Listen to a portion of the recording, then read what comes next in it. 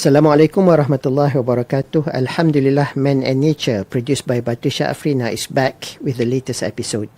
Do join me, Sheikh Mohamad Saifuddeen by Sheikh Mohamad Salleh, for the next 30 minutes as we discuss the topic, Green Campuses, Sacred Trust for a Sustainable Future. As usual, I'm not alone in the studio.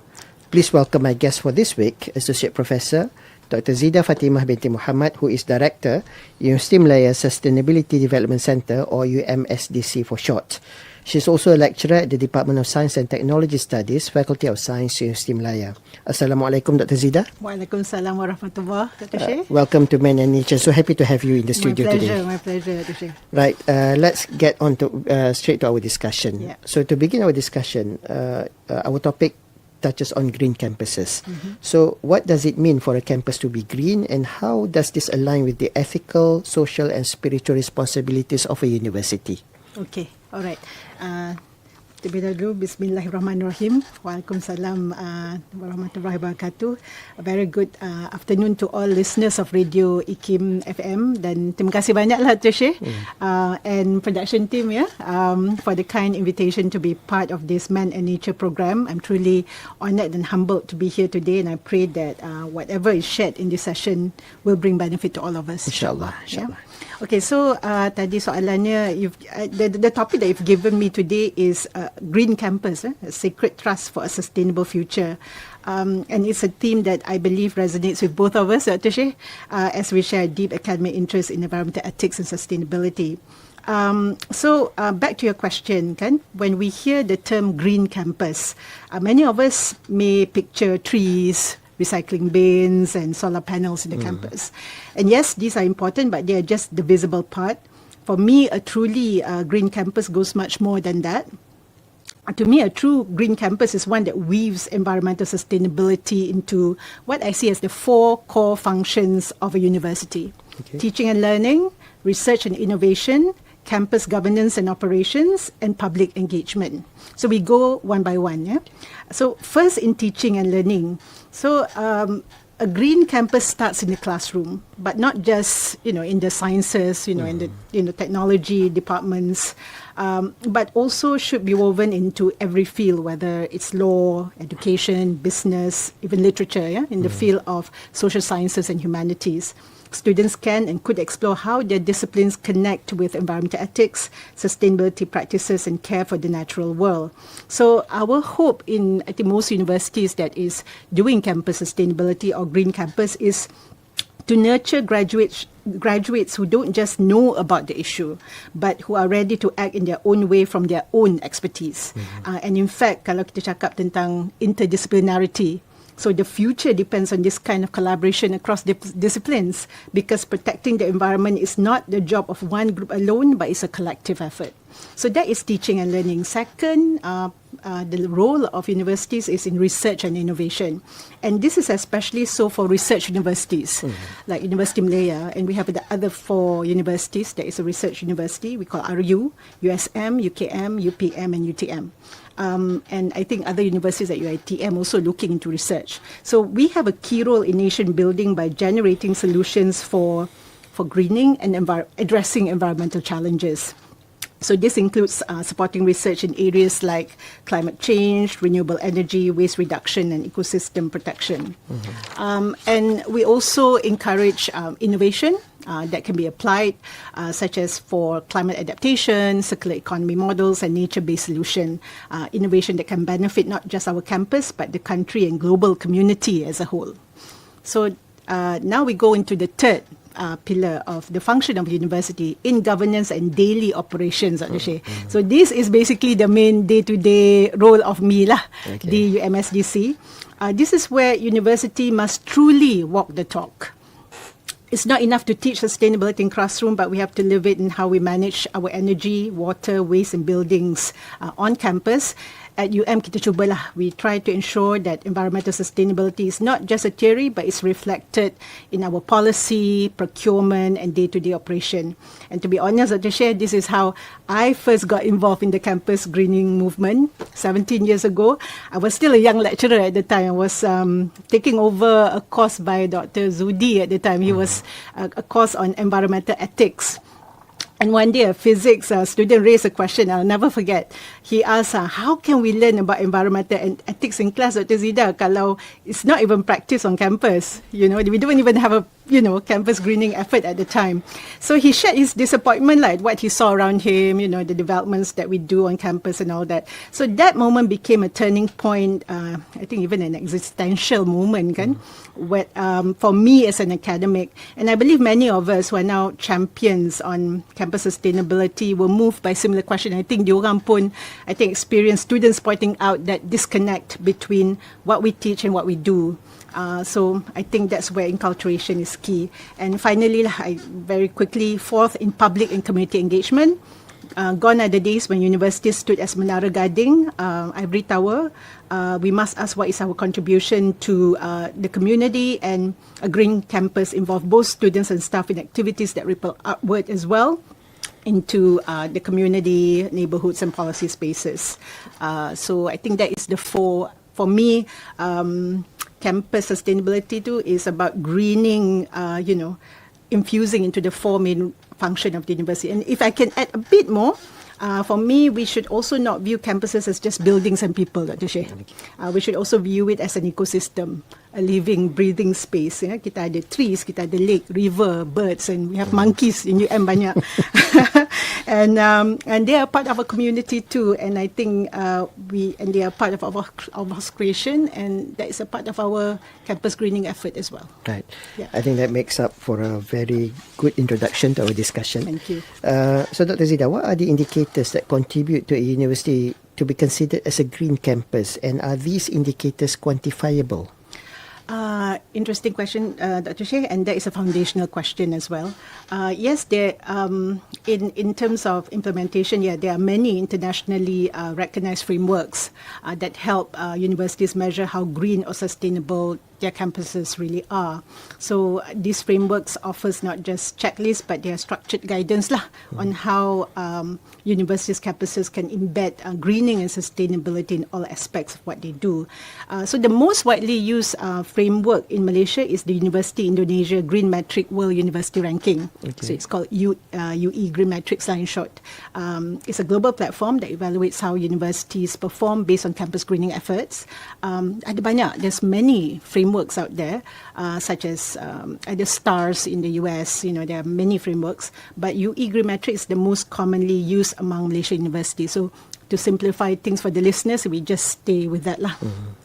So most of these frameworks use quantitative indicators, as you said, meaning things that can be measured with numbers. For example, how much carbon emission are produced per person on campus? What percentage of campus energy comes from renewable sources? How much waste is recycled? How much of the campus is covered in green spaces or trees? What are the, how many trees are, or plants are of local varieties? What is the average water use per person? So these indicators are important because they allow us to track real progress, what is improving and where we still need to work on. So when it's quantitative, it's easy to measure the progress. But to your question also, Dr. Shaikh, not everything can be captured through numbers alone. There are also qualitative indicators, such as whether a university has a clear and committed sustainability policy, misalnya, and how well it is actually implemented, and whether sustainability is or greening is integrated into the curriculum across different disciplines. So these type of indicators requires us to look not only on the quantity, but also the quality and depth of what we are doing. Yeah, so it's both quantitative and also qualitative. But if I have a bit more time, I just want to help the listener visualize this better, if you don't mind. Sure. Let me share what these indicators usually cover. So most Green Campus framework, for me, it looks into 9 main areas. One is sustainable land use and biodiversity. So this means how do we protect and conserve the natural beauty and life on campus, like our trees, green spaces, lakes, and the animals that live there. Second is on energy conservation and climate action. So now kita bukan hanya tengok pada energy, kita tengok climate action juga. It's about using energy wisely, like switching to solar power, saving electricity, and doing our part to reduce carbon emission. Number 3 is water management.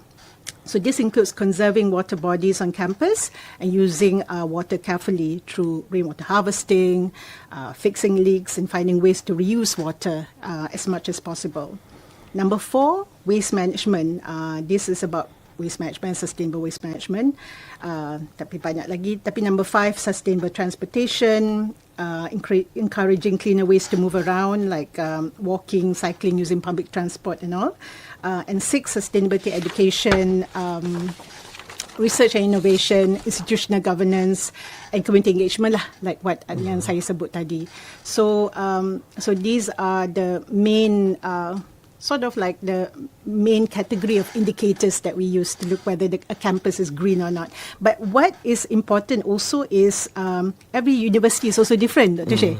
And our sustainability effort must reflect our local context. That's right. So macam for example, is located right in the heart of Kuala Lumpur. So our challenge can be different from, say, UKM atau UPM, for example, which are located more at the suburbs, or kalau kat UUM in Sintok Kedah kan, and I heard that they are surrounded by forests around them. So context of university is very different, and that's why we need to develop our own localized frameworks and indicators to address our urban campus context lah.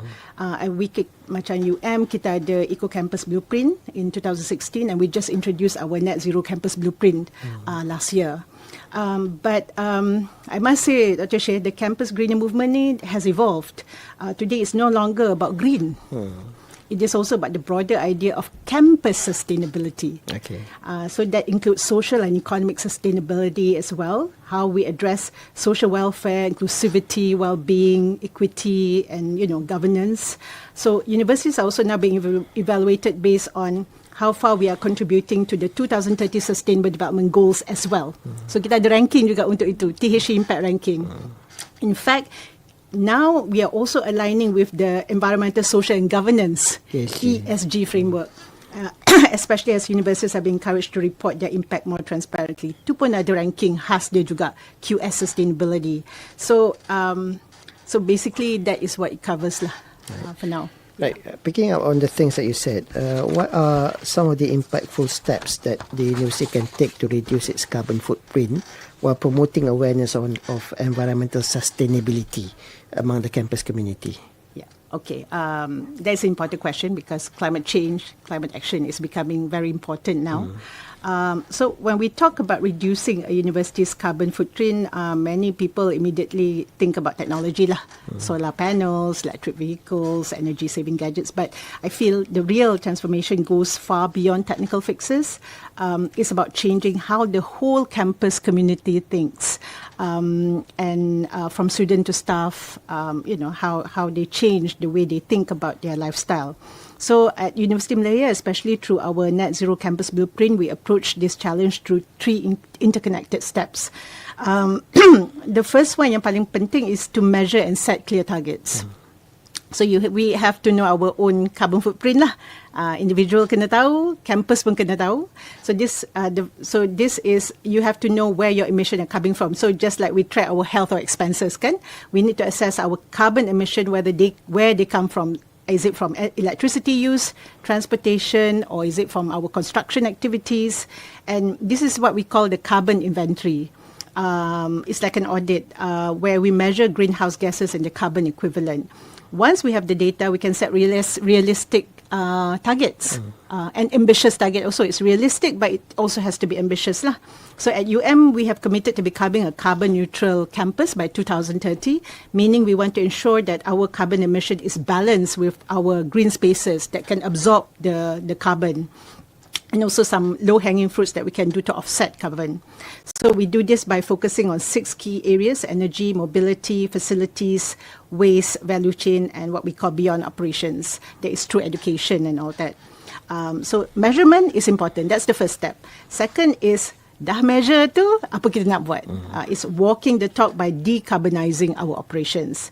So once we have measured the problem, the next step is to transform how we operate as a campus.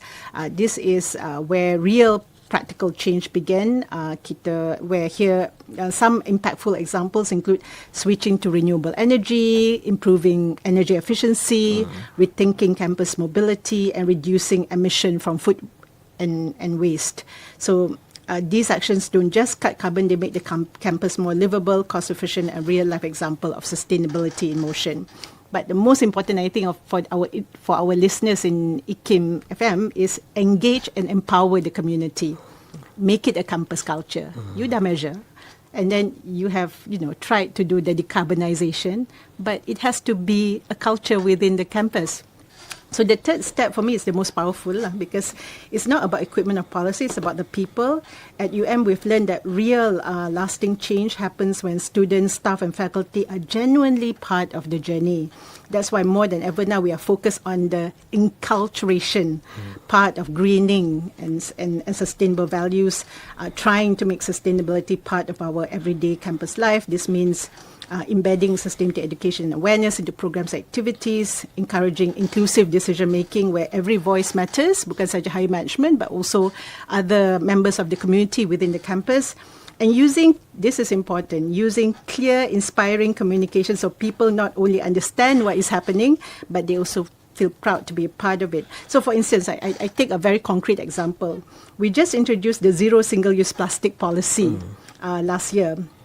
It was a decision made by the high management, and I must say that our Vice Chancellor, Professor Datuk Sri IR Dr. Noor Azwan, has been clear in emphasizing it through his statements, and even the VC office also tried to walk the talk, but more importantly through proper engagement, clear communication and strong student collaboration, we begin to see a real shift. So it's not only, you just have the policy, kadang-kadang kita kata the leader have to walk the talk, yes, but you have to make it, there is a bit by bit, you have to change the culture. And I realized that the culture of reducing single-use plastic has started to take root because of the process of communication and culturation. And Dr. Shaikh, if I may, I'd like to take a moment, especially in the spirit of IKIM and the values that this station represent, to reflect on this step, engage, because it is also a space where Islamic values can be meaningfully and deeply applied. So at the heart of campus greening is ethical and spiritual. In Islam, we are reminded that the earth is not ours to exploit. It is an amanah, a secret trust from Allah. We are a Khalifa, a steward of creation, entrusted to act with hikmah, wisdom, mizan, balance, and with a deep sense of responsibility. So when we talk about reducing our carbon footprint, when we choose to consume less, waste less, and walk more gently on this earth, we are not just fulfilling a climate target.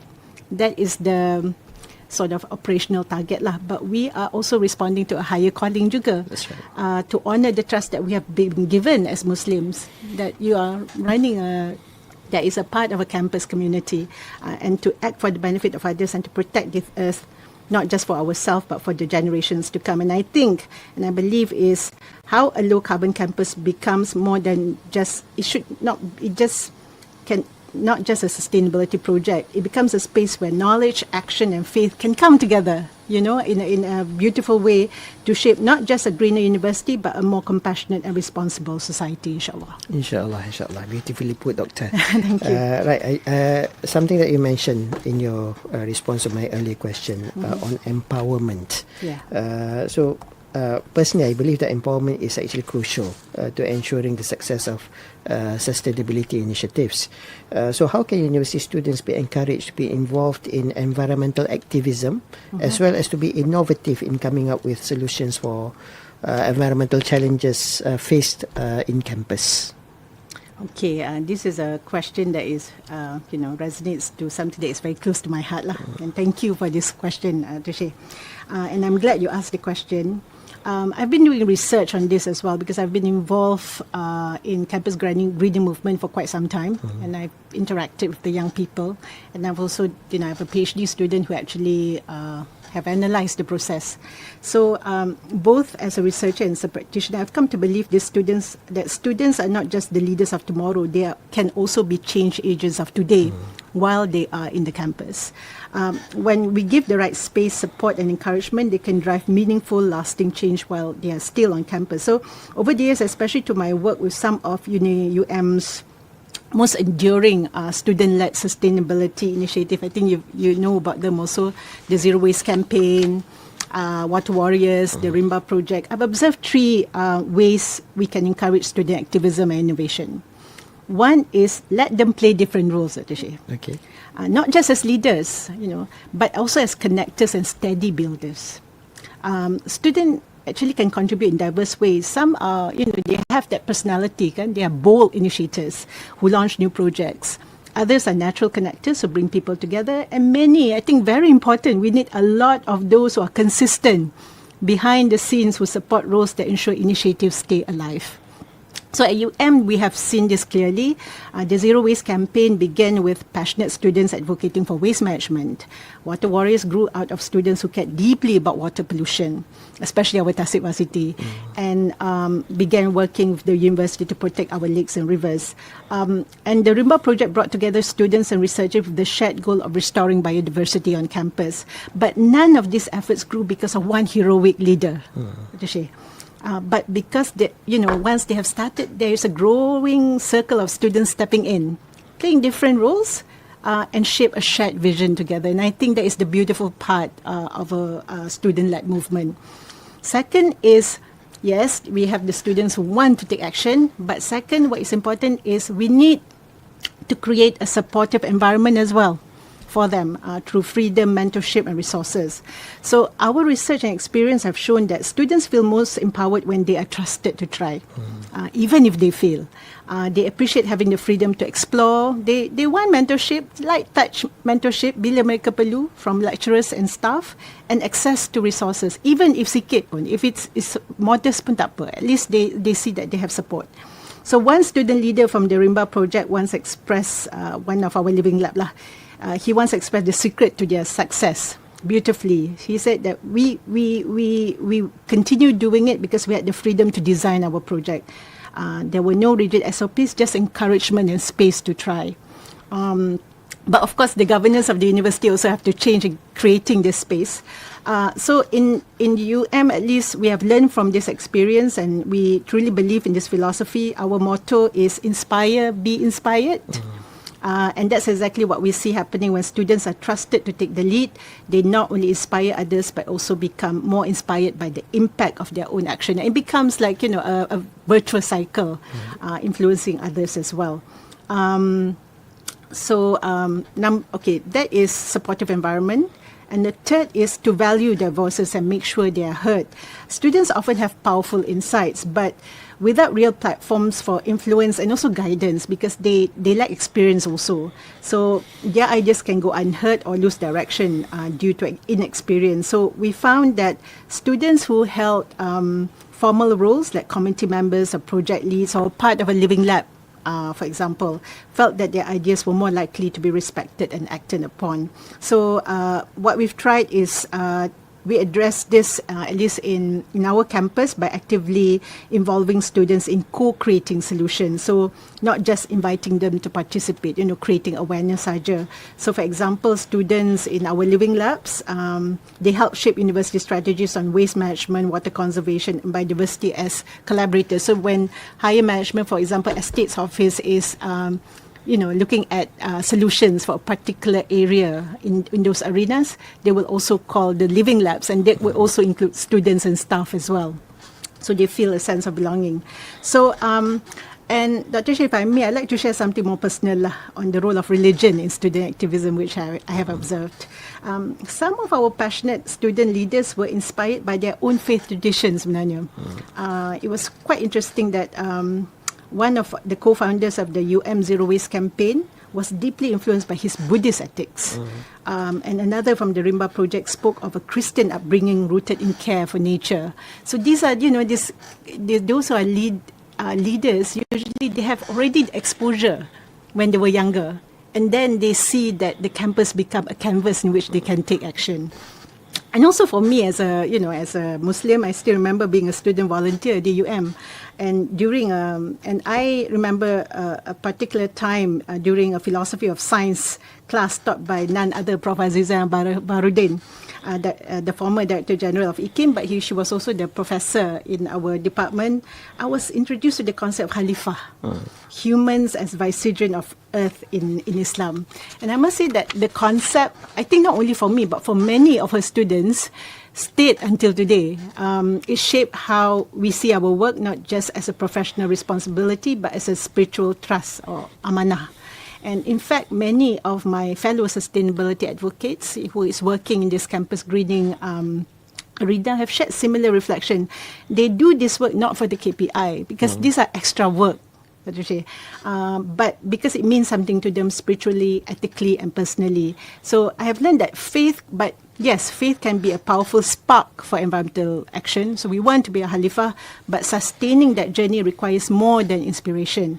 It requires the support systems we build around us, and especially for our students, so they are not walking alone. They have the spark, but we need to support them in the journey. So back to your question about student activism, it's also about how we as university community respond to their ethical calling. Because when we honor their ideas, offer meaningful guidance, and share in their struggles and successes, we create something far more powerful, a living culture of sustainability, driven by purpose, supported by community, and inshallah, rooted in good values, inspired by our diverse faith traditions.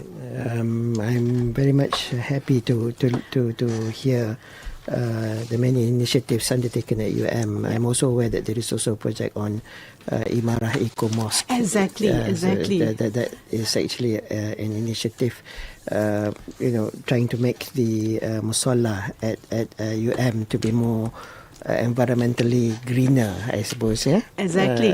So I think this goes in line with what you have explained to us. Yes. Dr. Zeeda, time is always not on our side when it comes to man nature. Perhaps I'll jump to the last question. Okay. So from your perspective, you mentioned about the importance of understanding the role as being a Khalifah.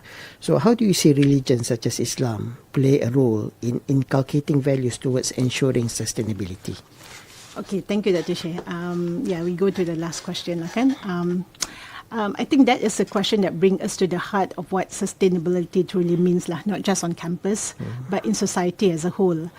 As we've discussed, sustainability is not only about infrastructure or technology, it's about values. In that sense, religion, particularly in our interest here, Islam, offers a deeply rooted ethical framework that can shape how we think and live sustainably. So in Islam, we are taught that the earth and all that is in it are not ours to exploit, but a sacred trust and amanah. So we are Khalifah, stewards of the earth. And the Prophet Mohamad SAW juga taught us many lessons about caring for the environment through his words and action, and also in the hadith. Two that is mostly used in our work is on conserving water first. Even during acts of worship, kita do not waste water, even if you are performing your ablution on the banks of a flowing river. So masa ambil wuduk, we have to think about conserving water. And another is on planting trees and cultivating the earth. The Prophet SAW, he said, whenever a Muslim plants a tree or sows seed, and a bird or human or an animal eats from it, it will be counted as charity sadaqah for him.